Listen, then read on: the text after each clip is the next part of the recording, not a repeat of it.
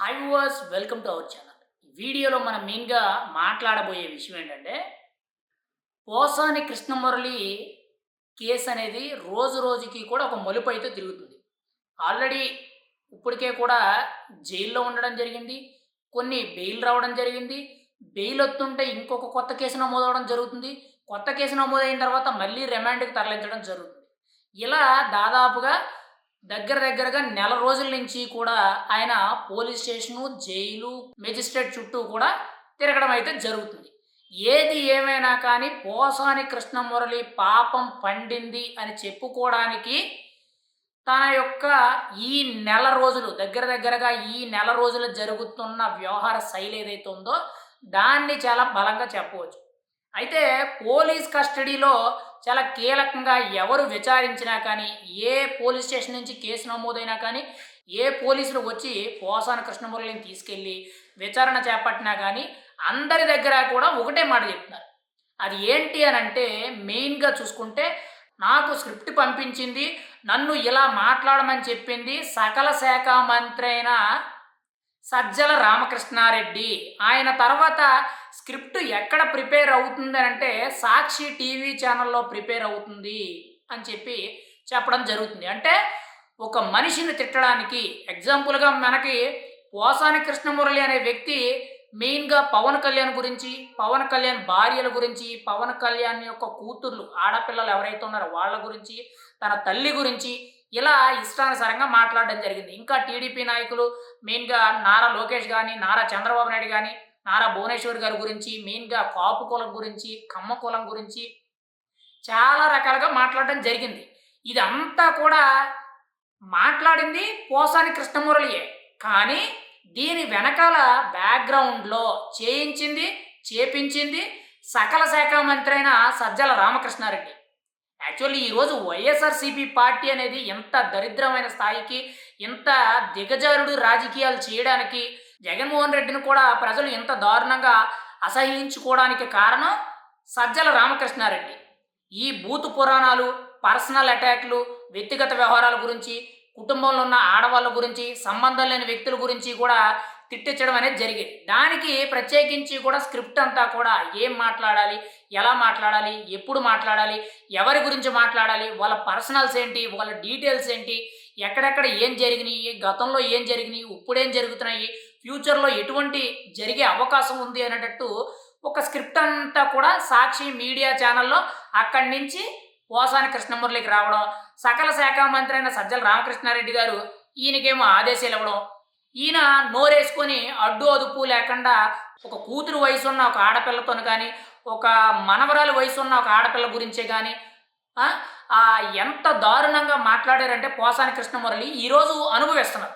ఈరోజు పాపం పండింది కాబట్టి పోసాని కృష్ణమురళి ఈరోజు నిజాలన్నీ కూడా బయటపడుతున్నాయి. పైగా పోసాని కృష్ణమురళి అంత దరిద్రంగా మాట్లాడి మెయిన్‌గా వైఎస్ఆర్‌సీపీ పార్టీకి, జగన్మోహన్ రెడ్డికి ఎంత బదిలీ చేసినా కూడా మెయిన్‌గా ఫిల్మ్ డెవలప్‌మెంట్ కార్పొరేషన్ చైర్మన్ పదవి ఏదైతే ఉందో అందులో కేవలం 8 నెలలు మాత్రమే ఉన్నాడంట. కనీసం ఒక 2.5 ఏళ్ళు, 3 ఏళ్ళు కూడా ఆ పదవనేది లేదు. పోనీ ఆ పదవిలో ఏమైనా సంపాదించుకున్నాడు, ఏదైనా లబ్ధి పొందాడు అనంటే అది కూడా లేదంట. కేవలం ఒక రకంగా చెప్పాలంటే యూజ్ అండ్ త్రో లాగా పోసాని కృష్ణమురళిని వైఎస్ఆర్‌సీపీ పార్టీ సకల శాఖ మంత్రి అయిన సజ్జల రామకృష్ణారెడ్డి, వైఎస్ఆర్‌సీపీ నాయకులు అందరూ కూడా వాడేసి చెత్తబుట్టలో పడేశారు. ఇప్పుడు ఆ చెత్తబుట్టలో ఉన్న చెత్త పేపర్ ఏదైతే ఉందో దాన్ని కరెక్ట్ చేసే విధంగా కూటమి ప్రభుత్వం యాక్షన్ తీసుకుంటుంది. గత నెల రోజుల దగ్గర నుంచి కూడా మనం చూసుకుంటే పోసాని కృష్ణమురళి పరిస్థితి ఎలా ఉందనంటే, అయితే పోలీస్ స్టేషన్‌లు, జైల్లు, కోర్టులు చుట్టూ తిరగడం, లేదనంటే ఆత్మహత్య చేసుకొని చనిపోవడం. ఇది తప్పితే వేరొక ఆప్షన్ లేదని కూడా ఆయనే స్వయంగా చెప్పడం జరిగింది. దీనంతటికి కూడా కారణం ఏంటంటే సజ్జల రామకృష్ణారెడ్డి, మెయిన్‌గా జగన్మోహన్ రెడ్డి, వైఎస్ఆర్‌సీపీ పార్టీ, మెయిన్‌గా సాక్షి మీడియా ఛానల్. ఇప్పుడు ఎవరైతే మెయిన్‌గా మనం క్లియర్ కట్‌గా చూసుకుంటే శ్రీరెడ్డే గాని, కత్తి మహేషే గాని, వర్రా రవీందర్ రెడ్డే గాని, లేదంటే వర్మే కానీ, లేదంటే ఇప్పుడు కొత్తగా ఒక పేటీఎం కార్యకర్త సోషల్ మీడియా అంతా కూడా హల్చల్ చేస్తున్నాడు.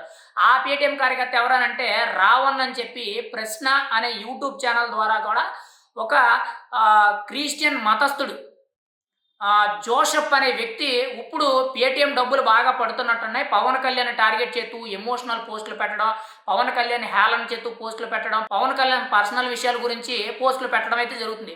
ఇప్పుడు వీళ్ళందరికీ కూడా స్క్రిప్ట్ ఇచ్చింది, చేయించింది అంతా కూడా సాక్షి మీడియా ఛానల్ సకల శాఖ మంత్రి అయిన సజ్జల రామకృష్ణారెడ్డి. ఇక్కడ రాజకీయం అనేది రాజకీయంగా జరగడం లేదు. వ్యక్తిగత విమర్శలు, పర్సనల్ అటాక్స్ అంటే వాళ్ళ యొక్క స్థాయి ఏదైతుందో దాన్ని దిగజార్చే విధంగా ఎంత నీచానికి పాల్పడుతున్నారని చెప్పుకోవడానికి ఈరోజు పోసాని కృష్ణమురళి అరెస్టులో ఏదైతే విచారణ చేపట్టిన నేపథ్యంలో పోలీసులకి వచ్చిన వివరాలు, విచారణలో వచ్చిన సమాధానాలు ఏవైతే ఉన్నాయో అవి చాలా కూడా విచిత్రంగా అనిపిస్తున్నాయి. ఎక్కడికి వెళ్ళినా కానీ ఇవే చెప్తున్నారు. ఎందుకు అనంటే వాళ్ళు స్క్రిప్ట్ ఇచ్చారు మేము చేసేవండి, వాళ్ళు డబ్బులు ఇచ్చారు మేము చేసేవండి, లేదంటే వాళ్ళు ఇలా చెప్పమన్నారు మేము చెప్పేవండి, పలానా మనిషి ఇలా చెప్పమన్నారండి, పలానా దగ్గర నుంచి మాకు స్క్రిప్ట్ వచ్చిందండి, ఇదే చెప్తున్నారు. అంటే అక్కడ ఎంత దారుణంగా వీళ్ళకి బ్రెయిన్ వాష్ చేశారనేది చాలా క్లియర్ కట్గా తెలుస్తుంది. ఇప్పుడు పోసాని కృష్ణమురళికి పట్టిన గతే ఈ మిగిలిన వ్యక్తులు ఎవరైతే ఉన్నారో వీళ్ళందరికీ కూడా పట్టుద్ది. ఇంకా కొత్తగా ఎవరైతే పేటీఎం కార్యకర్తలు, వైఎస్ఆర్సీపీ కార్యకర్తలు ఏదో పార్టీ మీద అభిమానంతోనో, లేదనంటే ఎవరో డబ్బులు ఇస్తున్నారనో, లేదనంటే మా జగనన్న, లేదనంటే మా పార్టీ అనేటట్టు భజన చేయొచ్చు, తప్పులేదు. కానీ వ్యక్తిగత వ్యవహారాల గురించి అపోజిషన్లో అంటే మీకు అపోజిషన్లో ఉండే వ్యక్తుల్ని దూషించడం అనేది 100కి 100% కరెక్ట్ కాదు. విమర్శలు చెయ్యండి, తప్పులేదు. ఎందుకంటే రాజకీయంగా విమర్శ అనేది ప్రతి ఒక్కరూ చేసేదే.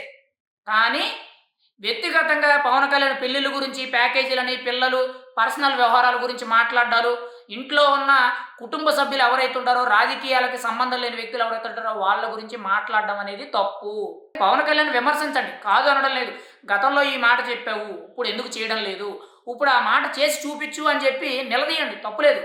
ఆయనే చెప్పాడు, నేను ఏ పని చెప్పినా కానీ చేయకపోతే నా కాలర్ పట్టుకొని అడగండి, నాకు ఓటేసినందుకు మీకు ఆ బాధ్యత ఉందని చెప్పి ఆయనే చెప్పాడు. అంతే తప్పితే పర్సనల్ వ్యవహారాల గురించి, లేదనంటే తన క్యారెక్టర్ని తగ్గించే విధంగా తప్పుడు రాతలు, తప్పుడు మాటలు అనేవి కరెక్ట్ కాదు.